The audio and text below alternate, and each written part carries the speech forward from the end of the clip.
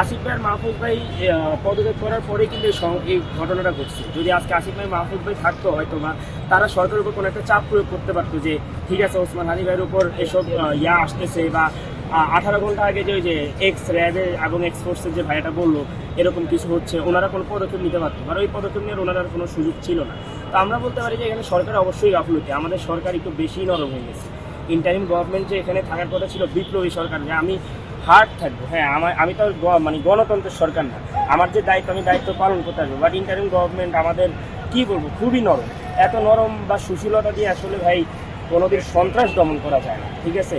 আপনার একটা ডায়লগ আছে, ফেমাস ডায়লগ, ওখানে বলছে যে মানুষ গণতন্ত্র চায় না, মানে ধ্বংস সমাজ চায় তাদের দিক নির্দেশনা। তো আসলে ইন্টারিম গভর্নমেন্টের উচিত ছিল যতদিন গণতন্ত্রের সরকার প্রতিষ্ঠিত না হচ্ছে ততদিন আমাদেরকে দিক নির্দেশনা দেওয়া, তাদের শক্তি প্রয়োগ করার মাধ্যমে এইসব আওয়ামী লীগ সন্ত্রাসগুলোকে দমন করা। তার উপর কথা হচ্ছে যে হাদি ভাই ছিল খুবই নরম মনের মানুষ, তিনি তার ইনকালাব কালচারাল সেন্টারে সবাইকে আসতে, মানে কাউকে বাধা দিতেন না, কোনো ধরনের চেক আপ কোনো কিছু না, আমিও যদি যে আমাকেও ঢুকতে দিতেন, সবাইকে দিতেন। ওই ক্ষেত্রে আর কি হাদি ভাই নিজেও যে বুঝবেন যে এরা আওয়ামী লীগ সন্ত্রাসী, ওনার সাথে প্ল্যান করতেছে, 3-4 মাস ধরে ঘুরতেছে ওনার সাথে, এরা কোনো সুযোগ ছিল না। বাট আসলে সরকারের উচিত ছিল যখন আমাদের ওই ভাইটা বলছে যে এখন নেক্সট টার্গেট হচ্ছে হাদি ভাই বা এরকম কিছু একটা, সরকারের ওই ক্ষেত্রে উচিত ছিল গোয়েন্দা সংস্থা হোক, পুলিশ হোক, যার উপর চাপ প্রয়োগ করে এটা একটু সার্চ আউট করা যে কী হচ্ছে না হচ্ছে।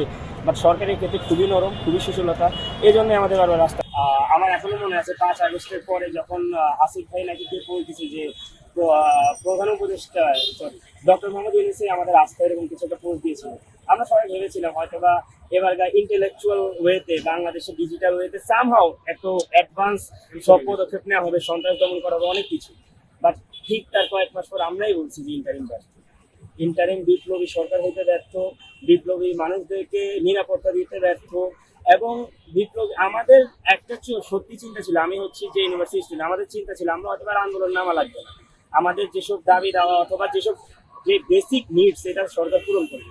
বাট কি হইল, আমাদের ঠিকই রাস্তায় নামা লাগতেছে, 2 দিন পর ঠিকই এরপরও চাওয়া লাগতেছে। কেন? যে একজন আলুর দাম চায়, আরেকজন পেঁয়াজের দাম চায়, ওরা কেউ অ্যাকচুয়ালি যে আমাদের থাকে না যে ডাক্তার রোগী মরার পূর্বে ডাক্তার কি একটা লাইন ভুলে গেছে, ঠিক ওইরকম কেউ করতে পারতেছে না। এই যে সিদ্ধান্ত বলছিল না, আপনি দেখেন এই মুহূর্তে প্রধান উপদেষ্টা আমাদের ডক্টর মোহাম্মদ ইউনূস ছাড়া বাংলাদেশে এই মুহূর্তে ইন্টেলেকচুয়াল পার্সন তেমন কেউ নাই। যদিও থাকে ওরা হচ্ছে একটা রাজনৈতিক দলকে রিপ্রেজেন্ট করে, একটা নিরপেক্ষ হিসেবে ডক্টর মোহাম্মদ ইউনূস ঠিক আছে, বাট এটাও বুঝতে হবে ডক্টর মোহাম্মদ ইউনূসের আন্ডারে যারা আছেন একটা বড় 17 বছরের ধ্বংস হওয়া একটা সিস্টেম আপনি 1 বছরে ঠিক করতে পারবেন না। একটা ডায়লগ আমার বন্ধু আমাকে আজ থেকে 6 বছর আগে বলছিল, একটা জিনিস ধ্বংস হইতে যেখানে 10 বছর সময় লাগে, ওই জিনিস 1 বছরে সমাধান বা গড়ে তোলা সম্ভব না। তো ডক্টর মোহাম্মদ ইউনূসের আন্ডারে যারা ছিল, ওইসব আমলা, ওইসব সচিব, ওইসব যারাই উপাচার্য যারাই বলেন, ওদের জন্য অনেক ক্ষেত্রে বিপ্লবটা ব্যর্থ।